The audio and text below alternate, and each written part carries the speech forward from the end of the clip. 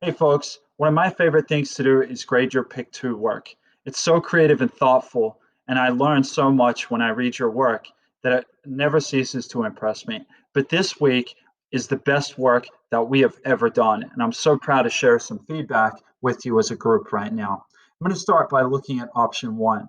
Option one, students were asked to look at quotes from the two poems that we read and respond. The first one I want to highlight is this response by Soul on the quote, "They'll see how beautiful I am and be ashamed." The question posed to students was, in your view, should Americans be proud or ashamed of their past, and why? Saul says America should be ashamed of their past because they have done so many things that hurt others. They've put no effort into fixing or making peace with the people they have hurt. This made me think things are not as bad now as they have been in the past. We don't have slavery anymore, and it's not the Jim Crow era, but they're certainly not as good as we would want them to be. And so there were some things in there I agree with and some things that I disagree with, but I still thought it was an example of powerful thinking and a very nice response to that question. A little further up, students were asked to consider the song or the poem where I too, where there's a line, I too sing America. What type of song is America singing to you right now? Veronica said that America is singing a diss track to her right now because there are two people fighting to be president, and no matter what happens, the US will be a mess. Whereas Sarid had a contrasting response. She said she hears the Pledge of Allegiance because America is a nation of liberty and can't be separated.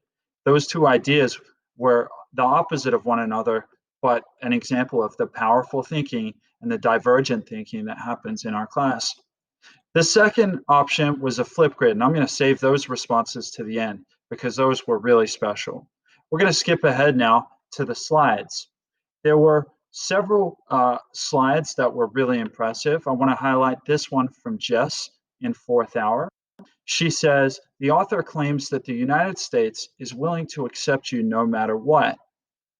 I sincerely believe that this is false because there is still so much hatred and people who have nothing and who are struggling so much.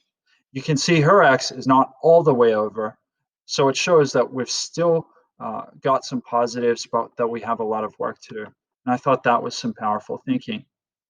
John, on in my fourth hour group, responded to the same prompt, and he said, "I place this here because this is very true. You see a lot of immigrants that come here that have a second shot, and their dreams of coming to the land of the free come true, even if that is not true all the time. They chose the same quote and had very different perspectives, and I appreciated both of them. Well done, guys." With the Jamboard, I want to highlight the work of Gerald in second period. Gerald did a terrific response focusing on Rosa Parks. I'm not going to read it to you because I'm a little short on time, but if you want to see an excellent example of a response, I encourage you to read Gerald's. And also, this post, who was anonymous, I didn't know who to give credit for it. If you recognize this slide, please put your name on it on one of these sticky notes so I can give you your points. But this was an incredible response about George Floyd. Well, I said that we had some powerful Flipgrid videos to watch, and so I'm going to cut to those now.